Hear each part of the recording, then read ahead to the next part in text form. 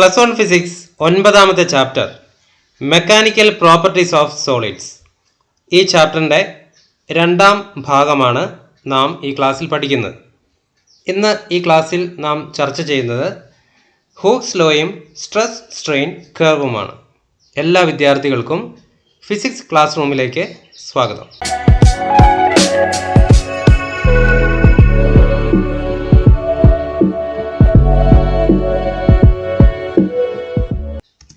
Stress, strain ഇവ എന്താണ് എന്നുള്ള കാര്യം ഇതിനു മുൻപുള്ള ക്ലാസ്സിൽ നാം പഠിച്ചു കഴിഞ്ഞു.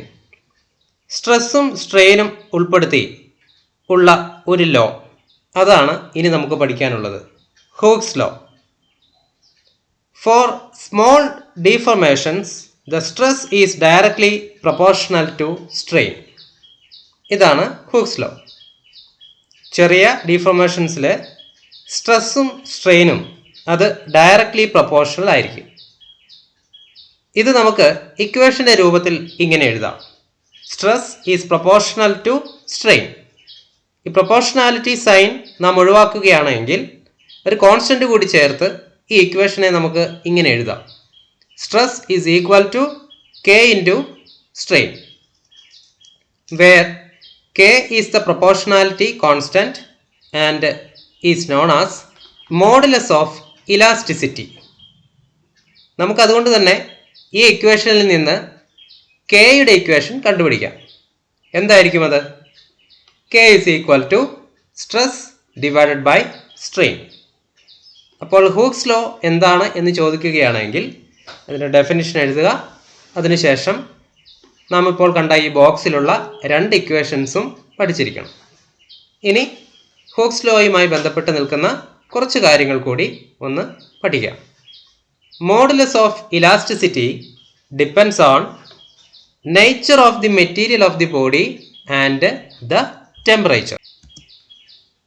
It is independent of the dimensions of the body. The SI unit of modulus of elasticity, that is K, is Newton meter raised to -2 or Pascal denoted by PA. ഈ SI യൂണിറ്റ് ഓർത്തിരിക്കേണ്ട ഒരു SI unit ആണ്. സ്ട്രെസ്സിൽ നാം പഠിച്ച അതേ SI unit തന്നെയാണ് ഇവിടെ modulus of ഇലാസ്റ്റിസിറ്റിക്കും വന്നിരിക്കുന്നത്. എന്തുകൊണ്ടായിരിക്കും അത്? അതെ, മോഡുലസ് ഓഫ് ഇലാസ്റ്റിസിറ്റി ഇതിൻ്റെ ഇക്വേഷൻ എന്ന് പറയുന്നത് സ്ട്രെസ് ബൈ സ്ട്രെയിൻ ആണ്. ഇതിൽ സ്ട്രെയിൻ എന്ന് പറയുന്നത് ഡയമെൻഷൻ ലെസ് ആണ്. അതുകൊണ്ട് തന്നെ സ്ട്രെസ്സിൻ്റെ അതേ ഡയമെൻഷനും അതുപോലെ തന്നെ യൂണിറ്റുമായിരിക്കും നമുക്ക് മോഡുലസ് ഓഫ് ഇലാസ്റ്റിസിറ്റിക്ക് പറയുവാൻ സാധിക്കുന്നത്. അതുകൊണ്ട് തന്നെ ഇതിൻ്റെ unit newton metre raise to -2 അല്ലെങ്കിൽ പാസ്കൽ ആണ്. ഒരു മെറ്റീരിയലിൻ്റെ സ്ട്രെസ് വാല്യൂസ് y ആക്സിസിലും സ്ട്രെയിൻ വാല്യൂസ് x ആക്സിസിലും എടുത്ത് ഒരു ഗ്രാഫ് വരയ്ക്കുന്നു എന്നിരിക്കട്ടെ. ആ ഗ്രാഫിനെ നമുക്ക് വിളിക്കാൻ കഴിയുന്ന പേരാണ് stress strain curve. Stress strain curve is A graph drone with strain along x axis and stress along y axis. നിങ്ങൾക്ക് ഇപ്പോൾ കാണുവാൻ കഴിയുന്ന രീതിയിലുള്ള ഒരു ഗ്രാഫായിരിക്കും നമുക്ക് ലഭിക്കുക. ഇതിൽ കുറേ പോയിന്റുകളൊക്കെ അടയാളപ്പെടുത്തിയിട്ടുണ്ട്. O, A, B, C, D, E. അതിലൊക്കെ ഓരോ പേരുകൾ എഴുതി വെച്ചിട്ടുമുണ്ട്. ഇവയൊക്കെ എന്താണ് എന്ന് വിശദീകരിക്കലാണ് സ്ട്രെസ് സ്ട്രെയിൻ കർവിൻ്റെ വിശകലനം നടത്തുന്നത് വഴി നമുക്ക് ലഭിക്കുന്നത്. നിങ്ങൾക്ക് ഇപ്പോൾ കാണുവാൻ സാധിക്കുന്നത് ഒരു ടിപ്പിക്കൽ സ്ട്രെസ് സ്ട്രെയിൻ കർവാണ്. The above curve is a typical stress strain curve for a metal. The stress strain curves vary from material to material. ഓരോ മെറ്റീരിയലിനനുസരിച്ചും ഇതിന് ചെറിയ വ്യത്യാസങ്ങളൊക്കെ ഉണ്ടാകും. ഈ ചിത്രത്തിലേക്ക് നോക്കിയാൽ ഗ്രാഫിൽ നമുക്ക് കാണുവാൻ സാധിക്കുന്ന ആദ്യത്തെ പോയിന്റ് എന്ന് പറഞ്ഞാൽ ഒറിജിനാണ്. ഒറിജിനിൽ നിന്ന് പോയിന്റ് A വരെയുള്ള അത്രയും ദൂരം. അവിടെ ആദ്യത്തെ കാര്യമായി എഴുതിയിരിക്കുന്നത് പെർമനൻ്റ് സെറ്റ് എന്നാണ്. നമുക്ക് OA എന്ന് പറയുന്ന ആ ഒരു റീജിയൻ എടുത്തു നോക്കാം. In the region OA, the curve is linear. In this region, Hooke's law is obeyed. The body regains its original dimensions when the applied force is removed. In this region, the solid behaves as an elastic body. നാം ഒരു വസ്തുവിലേക്ക് deforming force apply ചെയ്യുകയാണ് എന്നിരിക്കട്ടെ. അപ്പോൾ OA എന്ന് പറയുന്ന അത്രയും ഭാഗത്ത് നാം അപ്ലൈ ചെയ്യുന്ന ഡീഫോമിംഗ് ഫോഴ്സ് അത് വിഡ്രോ ചെയ്യുന്ന സമയത്ത് ആ മെറ്റൽ അത് പൂർവ്വ അവസ്ഥയിലേക്ക് വരുന്നു. അതായത് അതിൻ്റെ സൈസോ ഷേപ്പോ വോളിയമോ ചേഞ്ച് ചെയ്തിട്ടുണ്ടാവും. അത് പഴയ രീതിയിൽ തന്നെ ആകുന്നു. ഈ റീജിയണിൽ നിൽക്കുന്ന ഒരു മെറ്റലിനെ സംബന്ധിച്ചിടത്തോളം ആ മെറ്റൽ ഒരു ഇലാസ്റ്റിക് ബോഡിയായിട്ട് ബിഹേവ് ചെയ്യുന്നു. In the region A to B, the stress strain are not proportional. Still the body returns to its original dimension when the load is removed. ഈ ഒരു റീജിയണിൽ A മുതൽ B വരെയുള്ള ആ ഒരു റീജിയണിൽ സ്ട്രെസ്സും സ്ട്രെയിനും വളരെ പ്രൊപ്പോർഷണൽ അല്ല. പക്ഷേ ആ വസ്തുവിലേക്ക് അല്ലെങ്കിൽ ആ മെറ്റലിലേക്ക് നാം കൊടുക്കുന്ന ആ ഫോഴ്സ് അത് റിമൂവ് ചെയ്യുന്ന സമയത്ത് ഏകദേശം പഴയ രീതിയിലേക്ക് അത് മടങ്ങി വരുന്നത് കാണാൻ വേണ്ടി സാധിക്കും. ഒരു ഇലാസ്റ്റിക് ബിഹേവിയർ അവിടെ ഉണ്ട്. The point B in the curve is known as elastic limit or yield limit and the corresponding stress is known as yield strength SY of the material. If the load is increased further beyond elastic limit, the body cannot regain its original dimension. ഈ yield point അല്ലെങ്കിൽ elastic limit അവിടെ നാം വീണ്ടും force മെറ്റീരിയലിലേക്ക് കൊടുക്കുകയാണെങ്കിൽ body തിരിച്ച് original ഡയമെൻഷനിലേക്ക് വരുന്നില്ല എന്ന് കാണുവാൻ വേണ്ടി സാധിക്കും. അതുകൊണ്ട് തന്നെ ആണ് ഈ പോയിന്റിനെ ഇലാസ്റ്റിക് ലിമിറ്റ് എന്ന് വിളിക്കുന്നത്.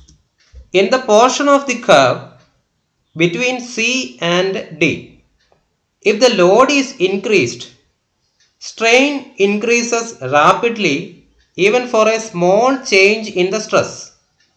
When the load is removed at some point, say at C, between B and D, the body does not regain its original dimension. The material is said to have a permanent set. The deformation is said to be plastic deformation. The point D on the graph corresponds to the ultimate tensile strength, that is SU of the material. Beyond the point D, the additional strain is produced even by reduced applied force, and the fracture occurs at the point E. So the point E is known as fracture point. നമുക്കറിയാം B എന്ന് പറയുന്ന elastic limit കഴിഞ്ഞു കഴിഞ്ഞാൽ അവിടെ സ്ട്രെസ്സും സ്ട്രെയിനും equal അല്ല. C മുതൽ D വരെയുള്ള ഭാഗത്തേക്ക് വരുമ്പോൾ ആ മെറ്റീരിയൽ അവിടെ പ്രകടമാക്കുന്ന സ്വഭാവം എന്ന് പറയുന്നത് പ്ലാസ്റ്റിക് ബിഹേവിയർ ആണ്. നമ്മുടെ ഗ്രാഫിൽ അത് സൂചിപ്പിച്ചിട്ടുണ്ട്. അതുകൊണ്ട് തന്നെ ഒരിക്കലൊരു ബലം നാം പ്രയോഗിച്ചു കഴിഞ്ഞു കഴിഞ്ഞാൽ ആ വസ്തു ഒരു പെർമനന്റ് സെറ്റിലേക്ക് മാറുന്നു. തീർച്ചയായും അതുകൊണ്ട് ഏതാണോ ഒറിജിനൽ ഡയമെൻഷൻ അതിലേക്ക് തിരിച്ചു വരുവാൻ ആ ഒബ്ജക്റ്റിന് അല്ലെങ്കിൽ ആ മെറ്റീരിയലിന് സാധിക്കുന്നില്ല. ഒരു പ്ലാസ്റ്റിക് ഡീഫോർമേഷൻ ആണ് അവിടെ സാധിക്കുന്നത്. അതിൻ്റെ ഭാഗമായി ഒരു പെർമനന്റ് സെറ്റിലേക്ക് അത് മാറുന്നു. വീണ്ടും നാം ലോഡ് ഇൻക്രീസ് ചെയ്യുന്ന സമയത്ത് സ്ട്രെയിൻ വളരെ കൂടുതലായി മാറുന്നു. അങ്ങനെ ആ ഒബ്ജക്റ്റ് അത് പൊട്ടിപ്പോകാനുള്ള സാധ്യതയുണ്ട്. ആ ഒരു പോയിന്റ് നാം ഗ്രാഫിൽ കാണിച്ചിരിക്കുന്നത് ഫ്രാക്ചർ പോയിന്റ് ഇ വെച്ചിട്ടാണ്. ഈ സ്ട്രെസ് സ്ട്രെയിൻ കർവിലെ ഡി ഇ ഈ രണ്ട് പോയിന്റുകൾ വെച്ച് ചില കാര്യങ്ങൾ നമുക്ക് പറയുവാൻ സാധിക്കും. മെറ്റീരിയൽസിനെ സംബന്ധിച്ചുള്ളവയാണ് ഇവ.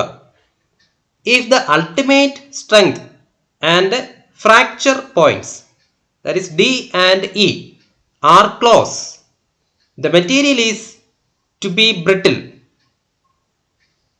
If D and E are far apart, the material is said to be ductile.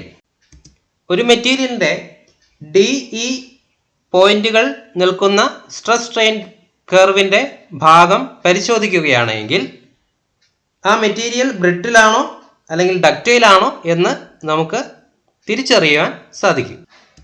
Elastomers, substances like tissue of aorta, rubber etcetera which can be stretched to cause large strains are called elastomers. These substances can be pulled to several times the original length and still returns to its original. The stress strain curve for elastomers is shown. Although the elastic region is very large, the material does not obey Hooke's law over the most of the region. There is no well-defined plastic region in the case of elastomers. Hooke's law, stress strain curve, ഈ രണ്ട് കാര്യങ്ങളാണ് ഇന്ന് നാം ഈ ക്ലാസ്സിൽ പഠിച്ചത്. +1 physics chapter 9, ഈ ചാപ്റ്ററിൻ്റെ അടുത്ത ടോപ്പിക്കുകൾ അടുത്ത ക്ലാസ്സിൽ നമുക്ക് പഠിക്കാം. ഈ ചാനൽ സബ്സ്ക്രൈബ് ചെയ്യാത്തവർ സബ്സ്ക്രൈബ് ചെയ്യുക, ബെല്ലൈക്കൺ എനേബിൾ ചെയ്യുക, ഷെയർ ചെയ്യുക. അടുത്ത ക്ലാസ്സിൽ നമുക്ക് കാണാം. നമസ്കാരം.